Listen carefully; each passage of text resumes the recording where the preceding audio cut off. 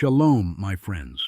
Right now, at this very moment, there are millions of people around the world staring at their bank accounts with a knot in their stomachs. Maybe you're one of them. The bills keep piling up. The credit card interest feels like quicksand pulling you deeper, and every financial guru on social media promises you the secret shortcut to wealth. Just click here, buy this course, follow this proven system. But here's what nobody's telling you. Those shortcuts are the very thing keeping you broke. And the Torah knew this truth thousands of years before the first get-rich-quick scheme was ever invented. What if I told you that the ancient Jewish sages understood something about wealth that modern financial education completely misses? What if the reason you're struggling financially isn't because you don't know enough tricks, but because you've been walking in darkness when God has been offering you a lamp the entire time? In Psalm 119:105, it says, "Your word is a lamp to my feet and a light to my path." Notice it doesn't say a helicopter to skip the journey or a teleportation device to avoid the process. It says a lamp, something that illuminates where you need to walk step by step with intention and divine guidance. Today, I'm going to reveal to you why God deliberately illuminates paths instead of offering shortcuts, and how this ancient wisdom is the key to building wealth that actually lasts. You're going to discover the hidden Torah principles that separate those who build generational prosperity from those who chase quick money their entire lives and die broke. This isn't just spiritual talk. This is practical, actionable wisdom that has created wealth for Jewish communities for millennia while others around them struggled. Stay with me until the end, because what I'm about to share will completely transform how you think about money, success, and divine provision. Let me be brutally honest with you. You're losing sleep over money right now because somewhere along the way you believed a lie. You believed that wealth comes from finding the right loophole, the perfect investment tip, the secret strategy that bypasses hard work and wisdom. You've watched YouTube videos promising passive income, clicked on ads guaranteeing financial freedom in 90 days, maybe even bought courses from millionaire mentors who made their money selling courses, not from the methods they teach. And here you are, months or years later, still struggling, still searching, still broke. The Torah calls this walking in darkness, and Proverbs 14:12 warns us, "There is a way that seems right to a man, but its end is the way of death." The architecture of shortcuts is designed to exploit your pain. When you're desperate, when bills are overdue, when you're ashamed to check your bank balance, your brain becomes vulnerable to promises of quick relief. This is why lottery tickets sell best in poor neighborhoods. This is why scams thrive during recessions. This is why the Torah spends so much time warning against dishonest scales and get-rich-quick schemes. Proverbs 28:20, 28:22. Our ancestors understood that financial desperation creates cognitive blindness. You literally cannot see the trap when you're focused only on immediate relief. The shortcut promises to solve your problem, but it's actually designed to deepen your bondage. Every opportunity that promises wealth without the fundamental principles of value creation, patient cultivation, and divine alignment is a trap wearing the mask of salvation. Here's what the Torah reveals that will shock you. God deliberately doesn't give you shortcuts, not because He's withholding from you, but because shortcuts would destroy you. Think about the Israelites in the wilderness. God didn't teleport them instantly to the Promised Land. He took them on a 40-year journey that seemed inefficient, seemed unnecessarily long, seemed like it could have been done faster. But that journey wasn't about the destination. It was about transformation. Those who left Egypt with a slave mentality would have brought that mentality into the land of promise, and they would have squandered it within a generation. The path is the purpose. The lamp illuminates each step because each step builds the character, wisdom, and spiritual foundation required to handle what's at the end of the journey. When you bypass the path, you arrive at wealth without the wisdom to keep it. And statistics prove this. 70% of lottery winners go broke within a few years. Why? Because money without the path that builds you is a curse, not a blessing. The Torah introduces us to a concept that revolutionizes everything we think we know about prosperity. God's economic system operates on the principle of progressive revelation, not instant manifestation. In Genesis, when God creates light, He doesn't illuminate everything at once. He separates light from darkness, creating day and night, creating rhythm, creating process. This is the divine pattern embedded into the very fabric of reality. Ecclesiastes 3:1 tells us, "There is a time for everything, and a season for every activity under the heavens." Your financial breakthrough isn't late.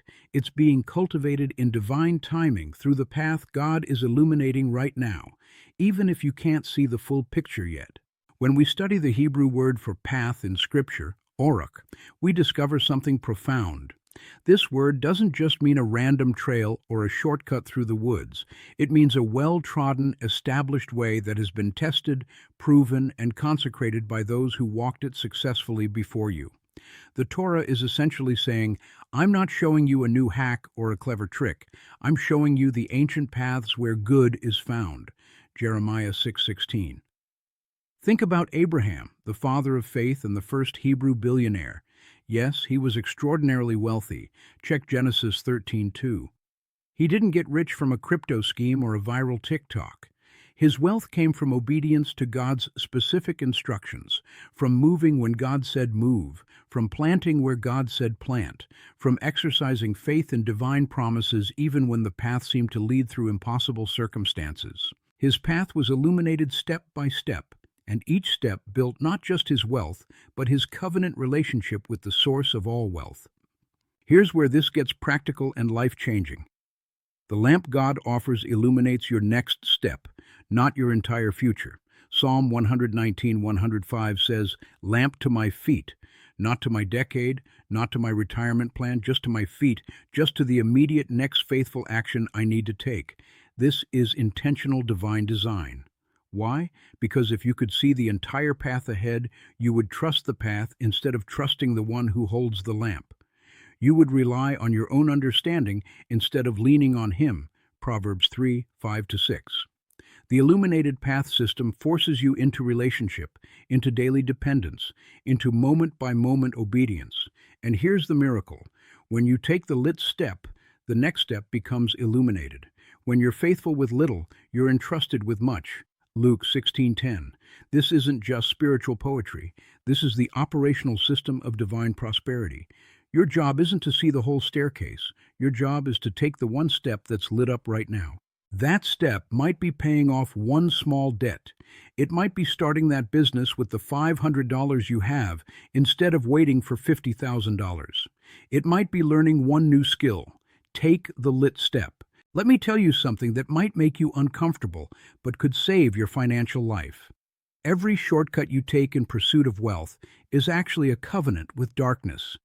I know that sounds extreme, but hear me out.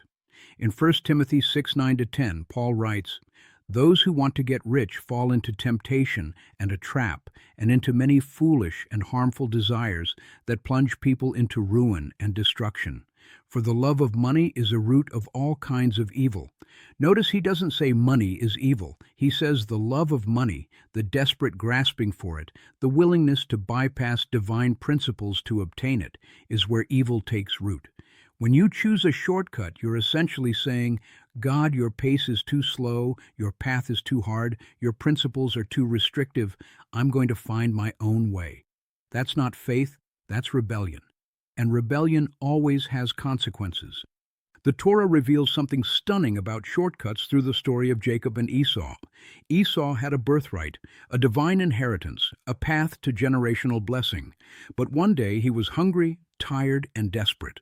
Jacob offered him a bowl of stew in exchange for his birthright, and Esau said, "What good is a birthright to me if I'm starving?"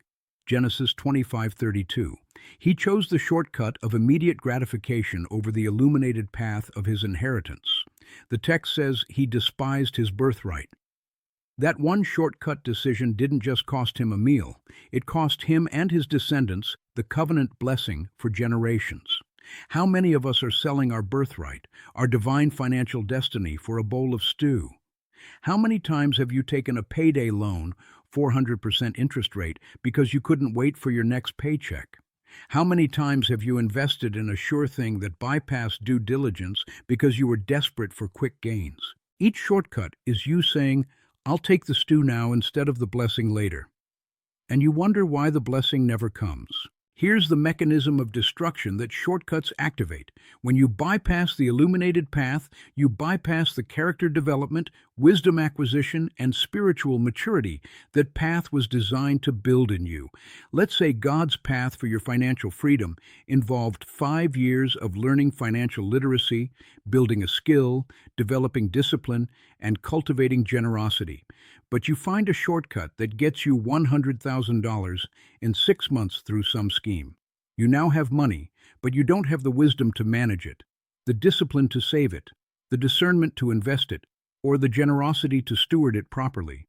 That money will slip through your fingers faster than it came, and you'll be right back where you started. Except now, you're more cynical, more desperate, and further from trusting God's illuminated path. The Torah understands this deeply.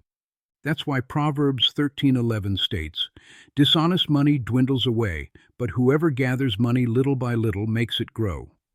The path of gathering little by little isn't slow. It's building you while building your wealth. The shortcut gives you money that destroys you. The illuminated path gives you wealth that sustains you and your children's children. So, how do you actually walk the illuminated path? How do you recognize God's lamplighting your next financial step? The Torah gives us a precise blueprint, and it starts with a principle that modern financial education completely ignores: the principle of firstfruits. In Proverbs 3:9-10 we're commanded, "Honor the Lord with your wealth, with the firstfruits of all your crops. Then your barns will be filled to overflowing, and your vats will brim over with new wine." Notice the sequence. Honor God first with your wealth, then comes the overflow. Not the other way around. This isn't about God needing your money. This is about you needing to establish divine priority in your financial system. When you give to God first, you're declaring that He is the source, not your job, not your hustle, not your strategy. That declaration of faith activates blessing. The Hebrew concept of ma'asir, tithing, giving the tenth, is profoundly misunderstood in modern culture. It's not about God taking from you, it's about God training you in overflow consciousness. Think about this logically. If you can't be generous with 10% when you have little, you won't be generous with 10% when you have much.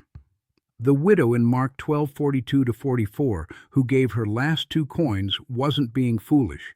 She was demonstrating a principle of the illuminated path, that faithfulness with little precedes blessing with much. The Torah teaches that when you tithe, you're not reducing your wealth by 10%. You're sanctifying 100% of it. You're declaring that everything you have is God's, and you're managing it as a steward, not an owner. This shifts your entire financial psychology from scarcity to abundance, from grasping to giving, from fear to faith, and that shift is what opens the windows of heaven. Malachi 3:10 isn't a suggestion. It's an invitation to test God in this one area. Bring the whole tithe into the storehouse. Test me in this and see if I will not throw open the floodgates of heaven and pour out so much blessing that there will not be room enough to store it. But the illuminated path involves more than just giving. It involves righteous receiving. Yes, there's a Torah principle of righteous receiving that nobody teaches. In Deuteronomy 8:18, God says, "Remember the Lord your God, for it is He who gives you the ability to produce wealth and so confirms His covenant." Every skill you have, every opportunity that comes your way, every good idea that enters your mind, these are divine deposits, and recognizing them as such keeps you humble and dependent on the source. When you walk the illuminated path, you start seeing your work differently. You're not just working for a paycheck, you're stewarding divine assignments. You're not just building a business, you're creating value that serves others and glorifies God. You're not just making money, you're producing wealth that advances kingdom purposes. This shift in consciousness is what makes the difference between grinding yourself into exhaustion and walking in supernatural favor. When you honor God with your firstfruits, when you recognize Him as the giver of your ability to produce wealth, when you walk in integrity and generosity, you're not working harder, You're working in alignment with divine economic principles that have sustained Jewish communities through thousands of years of persecution, exile, and opposition. The question is, are you willing to trust this path even when the shortcuts look more attractive? Here's a truth that will either frustrate you or liberate you. The illuminated path operates on compound interest, not instant returns. Every small, obedient step you take today doesn't just impact today. It sets into motion a multiplicative effect that compounds over time. The Torah reveals this principle through the agricultural system God established for Israel. You plant in season, you water, you wait, you harvest, then you plant again. Nobody in their right mind plants a seed today and screams at the ground tomorrow because there's no tree. Yet this is exactly what we do with our finances. We take one right step and expect immediate transformation. We give one tithe and wonder why we're not instantly wealthy. But Galatians 6:9 reminds us, "Let us not become weary in doing good, for at the proper time we will reap a harvest if we do not give up." The proper time, if we do not give up. Those are the conditions of the compound effect. Consider the story of Joseph, one of the Torah's greatest wealth-building narratives. From the pit to Potiphar's house to prison to Pharaoh's palace, every step seemed like a detour. Every season seemed like wasted time. But God was compounding. In the pit, Joseph learned humility. In Potiphar's house, he learned administration. In prison, he learned patience and dream interpretation. In the palace, he became the economic architect who saved nations. If God had shortcut Joseph from the pit directly to the palace, he would have been an arrogant young man with no management skills trying to navigate international economics. He would have failed spectacularly. But 13 years of the illuminated path, each step lit, each season purposeful, each trial transformative, created a man who could handle authority without corruption, wealth without arrogance, and power without tyranny. That's compound growth. Your current season isn't lost time, it's compound time. Every faithful action, every act of integrity when no one's watching, every choice to honor God with your finances even when it's hard, these are deposits in a compound account that will mature into blessing. The compound effect works both ways, which is why shortcuts are so dangerous. Just as faithful steps compound into blessing, faithless shortcuts compound into bondage. Every time you choose debt over discipline, you're not just making one bad decision.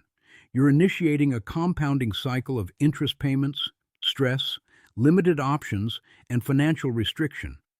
Every time you chase a get-rich-quick scheme and lose money, you're not just losing that money, you're losing time, confidence, and the opportunity cost of what you could have built with that money on the illuminated path. Proverbs 21:5 states it perfectly.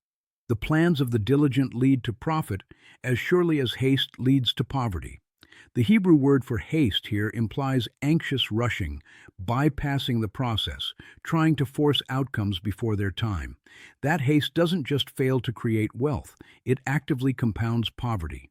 This is why you must make the decision today to stop chasing shortcuts and start taking lit steps. Every day you delay is another day of negative compounding. Every day you take the lit step is another day of positive compounding. 5 years from now, you'll either be celebrating the harvest of compounded faithfulness or mourning the consequences of compounded shortcuts. The choice is being made right now, in this moment, as you watch this video. Now, I need to share with you the most powerful truth about why God illuminates paths instead of shortcuts, and it has nothing to do with money. It has everything to do with you discovering who you really are. The lamp doesn't just show you where to walk financially, it reveals your divine purpose, and your purpose is always connected to your provision. In Ephesians 2:10, Paul writes, "For we are God's handiwork, created in Christ Jesus to do good works, which God prepared in advance for us to do." You were created with specific good works assigned to you before you were born. The illuminated path doesn't just lead to wealth, it leads to the fulfillment of those assignments. And here's the key. When you're walking in your divine assignment, provision becomes supernatural. You're not chasing money, you're pursuing purpose, and money chases you. The Torah demonstrates this through every major wealth figure. Abraham wasn't trying to get rich. He was obeying God's call to leave his country and become a father of nations. The wealth came as a byproduct of obedience to purpose. David wasn't pursuing a throne when he was shepherding his father's sheep. He was being faithful in the small assignment, and that faithfulness prepared him for kingship. Solomon wasn't chasing riches when he asked God for wisdom. He asked for the ability to judge God's people well, and God said, "Because you asked for this and not for wealth, I'll give you both wisdom and wealth beyond measure." 1 Kings 3:11 through 13. Do you see the pattern? The illuminated path always leads to purpose first, provision second. When you're obsessed with the provision, you miss the purpose. When you're obsessed with the purpose, the provision is guaranteed. This is why Jesus taught, "Seek first the kingdom of God and his righteousness, and all these things will be added to you." Matthew 6:33. The kingdom, the purpose, the assignment, that's primary. The things, the money, the resources, the provision, that's secondary and automatic. Here's your breakthrough moment. Stop asking, "How do I make more money?" and start asking, "What purpose has God illuminated for me right now?" That shift in questioning changes everything. Maybe God has illuminated a step for you to learn a specific skill. Take it. That skill is connected to your provision, even if you can't see how yet. Maybe he's illuminated a step to serve in an area that doesn't pay well right now. Take it. That service is positioning you for connections, character development, and opportunities that will open later. Maybe he's illuminated a step to start that small business with the little you have. Take it. That business isn't just about the product. It's about you becoming the person who can handle the business God is building through you. The lamp reveals your next step of purpose, and when you take it faithfully, provision follows. Not necessarily immediately, not always in the form you expect, but always sufficiently and always on time. The question is, will you trust the lamp?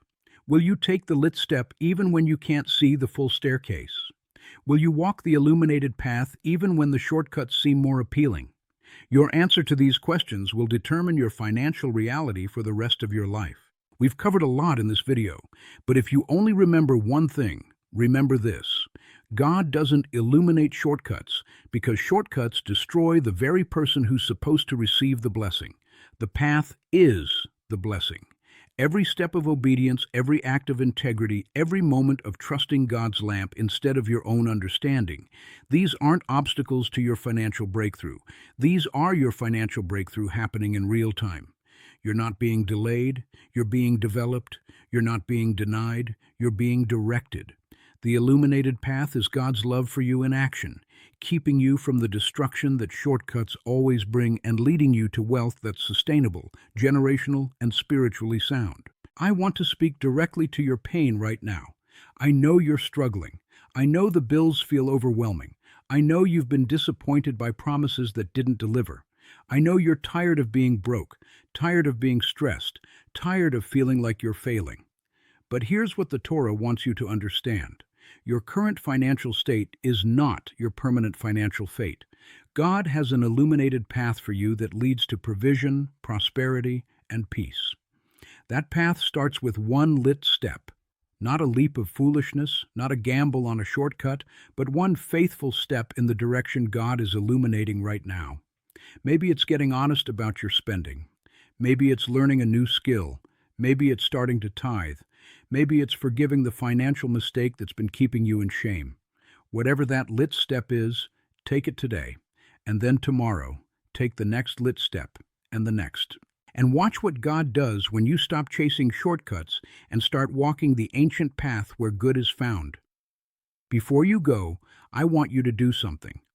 Close your eyes for just a moment after this video and ask God, "What's my next lit step?"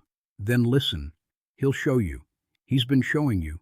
You've just been distracted by the noise of 1,000 shortcuts. But today, you're choosing the lamp. Today, you're choosing the path. Today, you're trusting that the God who made you, who loves you, who has plans to prosper you and not to harm you, to give you hope and a future, that God knows the path better than you do. Walk with his lamp. Trust his timing. Take the lit step. Your financial breakthrough isn't coming. It's already here, waiting for you to step into it, one faithful step at a time. Shalom, my friends. May the lamp of God's Word illuminate your path to the prosperity He's always intended for you.